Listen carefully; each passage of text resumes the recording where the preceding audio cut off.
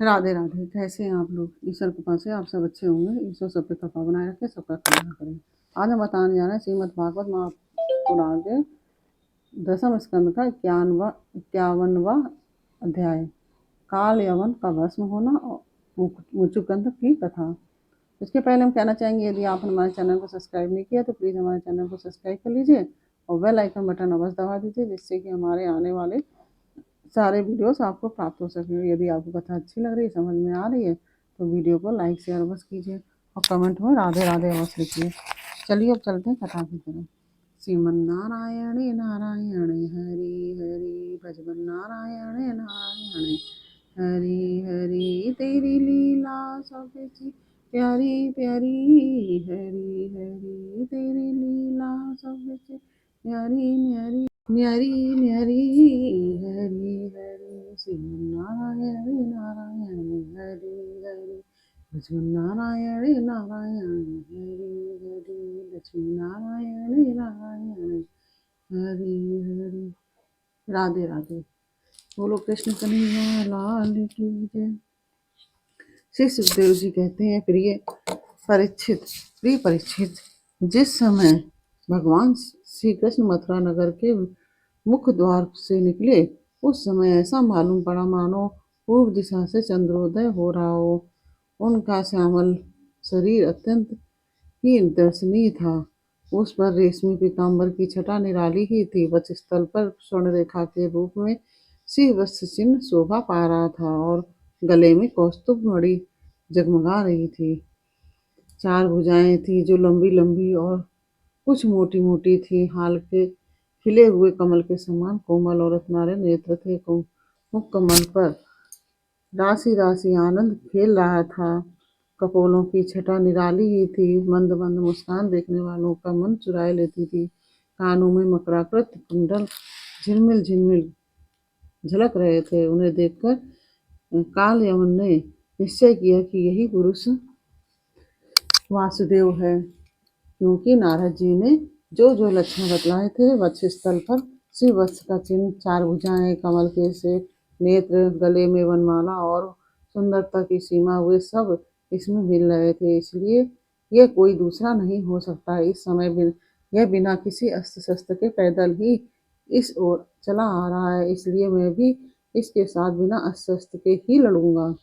ऐसा निश्चय करके जब कालयवन भगवान श्री कृष्ण की ओर दौड़ा, तब वे दूसरी ओर मुंह करके रणभूमि से भाग चले और उन योगी दुर्लभ प्रभु को पकड़ने के लिए कालयवन उनके पीछे पीछे दौड़ने लगा। रण छोड़ भगवान लीला करते हुए भाग रहे थे। कालयवन पग पग पर यही समझता था कि अब पकड़ा, अब तब पकड़ा। इस प्रकार भगवान उसे बहुत दूर तक एक पहाड़ की गुफा में ले गए। काल यवन पीछे से बार बार आक्षेप करता कि अरे भाई, तुम परम यशस्वी यदुवंश में पैदा हुए हो, तुम्हारा इस प्रकार युद्ध छोड़कर भागना उचित नहीं है। परंतु अभी उसके अशुभ निशेष नहीं हुए थे, इसलिए वह भगवान को पाने में समर्थ ना हो सका। उसके आक्षेप करते रहने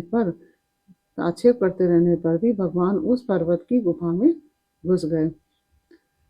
उनके पीछे काल यवन भी घुसा। वहां उसने एक दूसरे ही मनुष्य को सोते हुए देखा। उसे देखकर काल यवन ने सोचा कि देखो देखो तो सही, है मुझे इस प्रकार इतनी दूर ले आया और इस तरह मानो इसे कुछ पता ही ना हो, साधु बाबा बनकर सो रहा है। यह सोचकर उसने उस मूढ़ ने उसे कसकर एक लात मारी। वह पुरुष वहां बहुत दिनों से सोया हुआ था। पैर की ठोकर लगने से वह उठ पड़ा और धीरे धीरे उसने अपनी आंखें खोली। इधर उधर देखने पर पास ही कालयवन खड़ा हुआ दिखाई दिया। परीक्षित, वह पुरुष इस प्रकार ठोकर मारकर जगाए जाने पर कुछ रुष्ट हो गया था। उसकी दृष्टि पड़ते ही कालयवन के शरीर में आग पैदा हो गई और वह क्षण भर में जलकर राख का ढेर हो गया। राजा परीक्षित ने पूछा, भगवान, जिसके दृष्टिपात से कालयवन जलकर भस्म हो गया, वह पुरुष कौन था? किस वंश का था? उसमें कैसी शक्ति थी और वह किसका पुत्र था? आप कृपा करके यह भी बतलाइए, और कि वह पर्वत की गुफा में जाकर क्यों सो रहा था? श्री सुखदेव जी कहते हैं, परीक्षित, वे इक्ष्वाकु वंश महाराज मानधाता के पुत्र राजा मुचुकुंद थे। वे ब्राह्मणों के परम भक्त, सत्य प्रतिज्ञ, संग्राम विजयी और महापुरुष थे। एक बार इंद्र आदि देवता असुरों ने अत्यंत भयभीत हो इंद्र आदि देवता असुरों से अत्यंत भयभीत हो गए थे। उन्होंने अपनी रक्षा के लिए राजा मुचकुंद से प्रार्थना की और उन्होंने बहुत दिनों तक उनकी रक्षा की। जब बहुत दिनों के बाद देवताओं को सेनापति के रूप में स्वामी कार्तिकेय मिल गए, तब उन लोगों ने राजा मुचकुंद से कहा कि राजन, आपने हम लोगों की रक्षा के लिए बहुत श्रम और कष्ट उठाया है। अब आप विश्राम कीजिए। वीर शिरोमणे, आपने हमारी रक्षा के लिए मनुष्य लोक का अपना अकंटक राज्य छोड़ दिया है और जीवन की अभिलाषाएं तथा भोगों का भी परित्याग कर दिया है। अब आपके पुत्र रानियां, बंधु बांधव और अमात्य मंत्री तथा आपके समय की प्रजा में से कोई नहीं रहा है। सब के सब काल के काल में चले गए हैं। काल समस्त बलवानों से भी बलवान है। काल समस्त बलवानों से भी बलवान है। वह स्वयं परम समर्थ, अविनाशी और भगवत स्वरूप है। जैसे ग्वाले पशुओं को अपने वश में रखते हैं, वैसे ही वह खेल खेल में सारी प्रजा को अपने अधीन रखता है। राजन, आपका कल्याण हो। आपकी जो इच्छा हो हमसे मांग लीजिए। हम केवल मोक्ष के अतिरिक्त आपको सब कुछ दे सकते हैं, क्योंकि केवल मोक्ष के देने की सामर्थ्य तो केवल अविनाशी भगवान विष्णु में ही है। परम यशस्वी राजा मुचकुंद ने देवताओं के इस प्रकार कहने पर उनकी वंदना की और बहुत थके होने के कारण निद्रा का ही वर मांगा तथा उनसे वर पाकर वे नींद से भरकर पर्वत की गुफा में जा सोए। उस समय देवताओं ने कह दिया कि राजन, सोते समय यदि आपको कोई मूर्ख बीच में ही जगा देगा, तो वह आपकी दृष्टि पड़ते ही उसी क्षण भस्म हो जाएगा। परीक्षित, जब काल यवन भस्म हो गया, तब यदुवंश शिरोमणि भगवान श्री कृष्ण ने परम बुद्धिमान राजा मुचकुंद को अपना दर्शन दिया। भगवान श्री कृष्ण का विग्रह वर्षाकालीन मेघ के समान सांवला था। रेशमी पीताम्बर धारण किए हुए थे। वक्षस्थल पर शिववत्स और गले में कौस्तुभ मणि अपनी दिव्य ज्योति बिखेर रहे थे। 4 भुजाएं थी। वैजयंती माला अलग ही घुटनों तक लटक रही थी। मुख कमल अत्यंत सुंदर और प्रसन्नता से खिला हुआ था। कानों में मकराकृति कुंडल जगमगा रहे थे। होठों पर प्रेम भरी मुस्कुराहट थी और नेत्रों में चितवन अनुराग की वर्षा कर रही थी। अत्यंत दर्शनीय तरुणावस्था और मतवाले सिंह के समान निर्भीक चाल।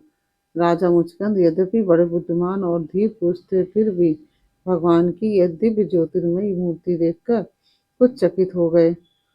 उनके तेज से हतप्रतिभ हो सकपका गए और भगवान अपने तेज से दुर्धर्ष जान पड़ते थे। राजा ने तनिक शंकित होकर पूछा। राजा मुचकुंद ने कहा कि आप कौन हैं? इस कांटों से भरे घोर जंगल में आप कमल के समान कोमल चरणों से क्यों विचर रहे हैं? और इस पर्वत की गुफा में ही पधारने का क्या प्रयोजन था? क्या आप समस्त तेजस्वियों के मूर्तिमान तेज अथवा भगवान अग्निदेव तो नहीं है? क्या आप सूर्य, चंद्रमा, देवराजेंद्र या कोई दूसरे लोकपाल हैं? मैं तो ऐसा समझता हूँ कि आप देवताओं के आराध्य देव ब्रह्मा, विष्णु तथा शंकर, इन तीनों में से पुरुषोत्तम भगवान नारायण ही है, क्योंकि जैसे श्रेष्ठ दीपक अंधेरे को दूर कर देता है, वैसे ही आप अपनी अंग कांति से इस गुफा का अंधेरा भगा रहे हैं। पुरुषश्रेष्ठ, यदि आपको रुचे तो हमें अपना जन्म, कर्म और गोत्र बतलाइए, क्योंकि हम सच्चे हृदय से उसे सुनने के इच्छुक हैं। और पुरुषोत्तम, यदि आप हमारे बारे में पूछे तो हम इक्ष्वाकु वंशी क्षत्रिय हैं। मेरा नाम है मुचकुंद और प्रभु, मैं युवनाश्व नंदन महाराज मानधाता का पुत्र हूँ। बहुत दिनों तक जागते रहने के कारण मैं थक गया था। निद्रा ने मेरी समस्त इंद्रियों की शक्ति छीन ली थी, उन्हें बेकाम कर दिया था। इसी से मैं इस निर्जन स्थान में निर्द्वंद सो रहा था। अभी अभी किसी ने मुझे जगा दिया, उसके पापों ने ही उसे जलाकर भस्म कर दिया है। इसके बाद शत्रुओं के नाश करने वाले परम सुंदर आपने मुझे दर्शन दिया। महाभाग, आप समस्त प्राणियों के माननीय हैं। आपके परम दिव्य और असह्य तेज से मेरी शक्ति खो गई है। मैं आपको बहुत देर तक देख भी नहीं सकता।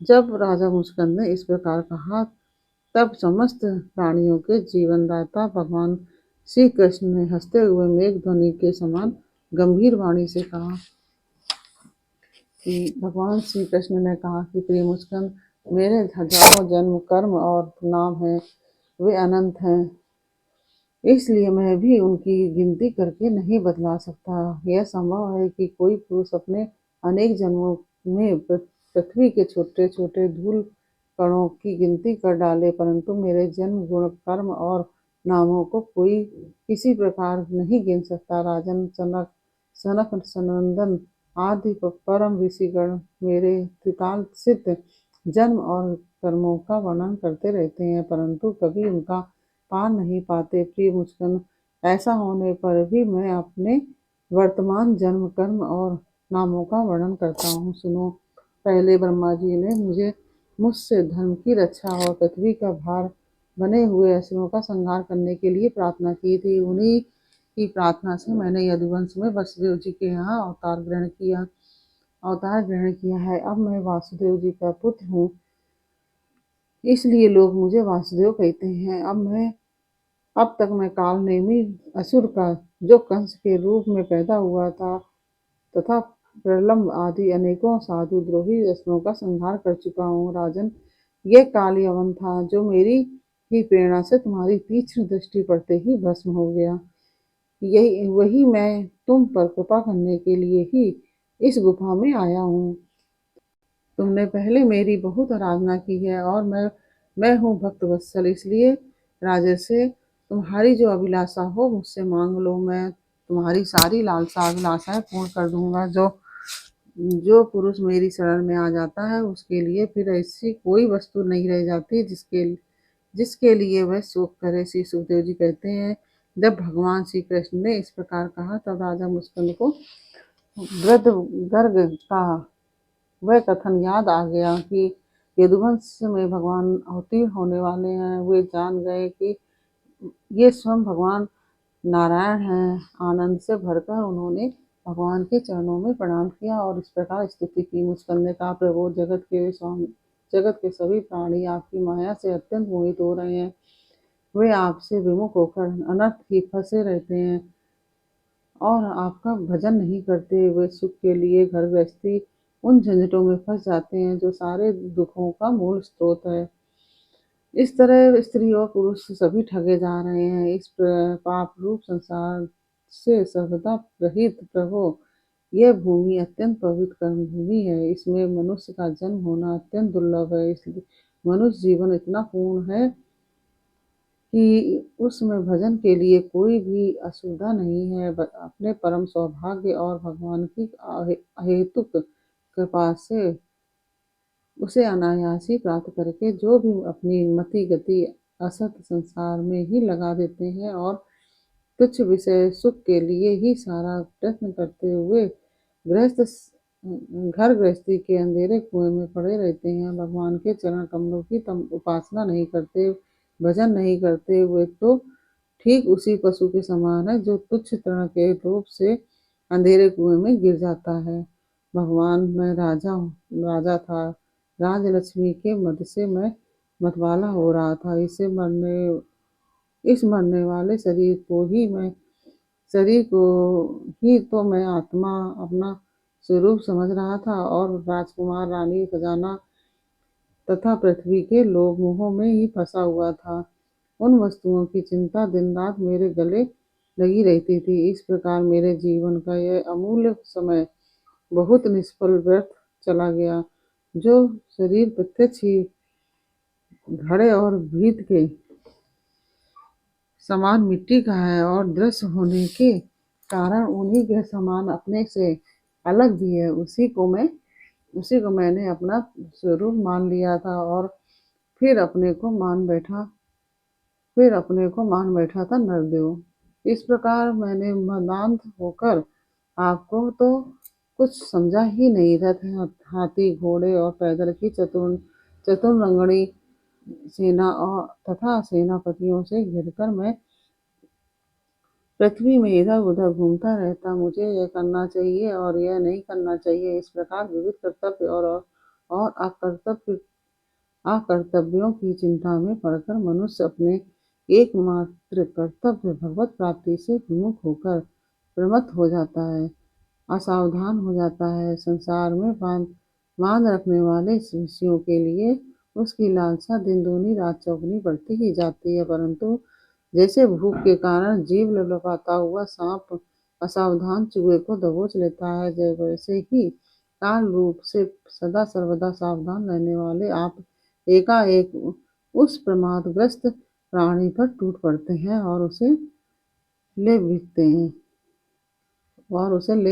हैं, जो पहले सोने के रथों पर अथवा बड़े बड़े गजराजों पर चढ़कर चलता था और नरदेव कहलाता था। वही शरीर आपके अबाध काल का ग्रास बनकर बाहर फेंक देने पर, पक्षियों की विष्ठा धरती पर गाड़ देने पर, सड़क पर कीड़ा और आग में जला देने पर राख का ढेर बन जाता है। प्रभु, जिसने सारी दिशाओं पर विजय प्राप्त कर ली है और जिससे लड़ने वाला संसार में कोई नहीं रह गया है, जो श्रेष्ठ सिंहासन पर बैठता है और बड़े बड़े नरपति जो पहले उसके समान थे अब जिसके चरणों में शीश झुकाते हैं, वही पुरुष जब विशेष सुख भोगने के लिए जो घर गृहस्थी की एक विशेष वस्तु है स्त्रियों के पास जाता है, तब उनके हाथ का खिलौना उनका पालतू पशु बन जाता है। बहुत से लोग विषय भोग छोड़कर पुनः राज्य आदि भोग मिलने की इच्छा से ही दान पुण्य करते हैं। मैं फिर जन्म लेकर सबसे बड़ा परम स्वतंत्र सम्राट हूँ, ऐसी कामना रखकर तपस्या में भलीभांति स्थित हो सुख कर्म करते हैं।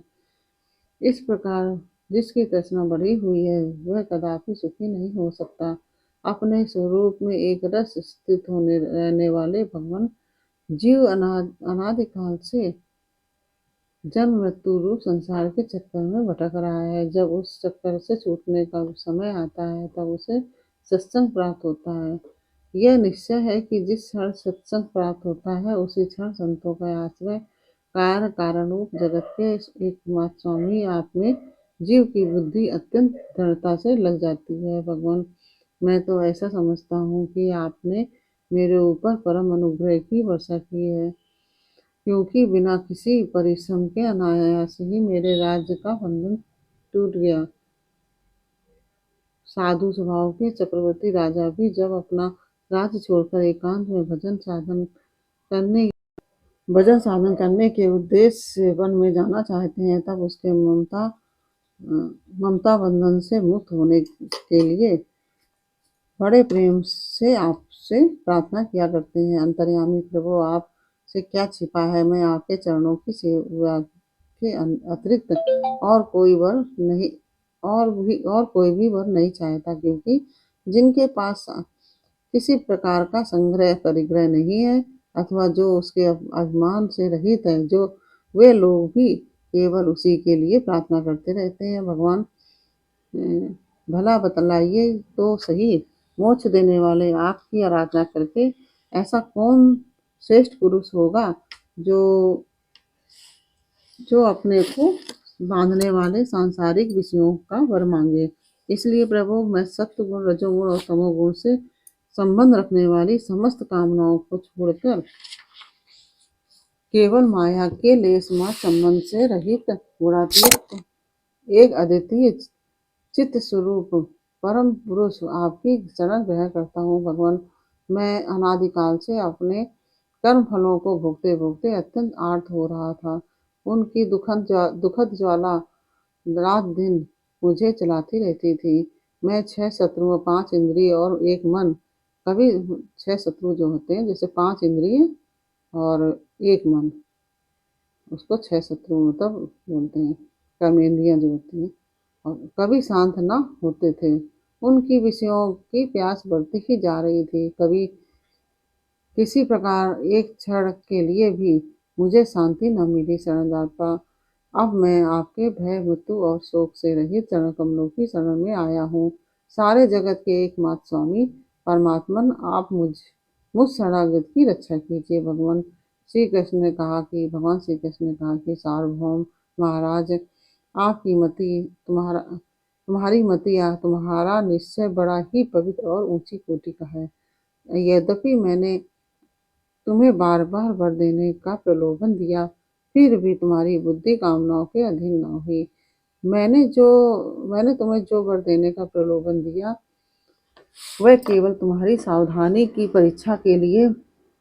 मेरे जो अनन्य भक्त होते हैं, उनकी बुद्धि कभी कामनाओं से इधर उधर नहीं भटकती। जो लोग मेरे भक्त नहीं होते, वे चाहे प्राणायाम आदि के द्वारा अपने मन को वश में करने का कितना भी प्रयत्न क्यों न करें, उनकी वासनाएं क्षीण नहीं होती। और राजन, उनका मन फिर से विषयों के लिए मचल पड़ता है। तुम अपने मन और सारे मनोभावों को मुझे समर्पित कर दो, मुझ में लगा दो, और फिर स्वच्छंद रूप से पृथ्वी पर विचरण करो। मुझ में तुम्हारी विषय वासना शून्य निर्मल भक्ति सदा बनी रहेगी। तुमने क्षत्रिय धर्म का आचरण करते समय शिकार आदि के अवसरों पर बहुत से पशुओं का वध किया है। अब एकाग्रचित से मेरी वासना करते हुए तपस्या के द्वारा उस पाप को धो डालो। राजन, अगले जन्म में तुम ब्राह्मण बनोगे और समस्त प्राणियों के सच्चे हितैषी परम सुहृदय होगे, और फिर मुझ विशुद्ध विज्ञान घन परमात्मा को प्राप्त करोगे। इस प्रकार से यह 51वां अध्याय पूर्ण हुआ। और यह अध्याय आपको कैसा लगा? अगर अच्छा लगा हो तो कमेंट बॉक्स में अवश्य बताइए, और वीडियो को लाइक शेयर अवश्य कीजिए, और कमेंट में राधे राधे अवश्य लिखिए। फिर मिलते हैं आपसे अगले वीडियो में अगले अध्याय के साथ। तब तक के लिए राधे राधे।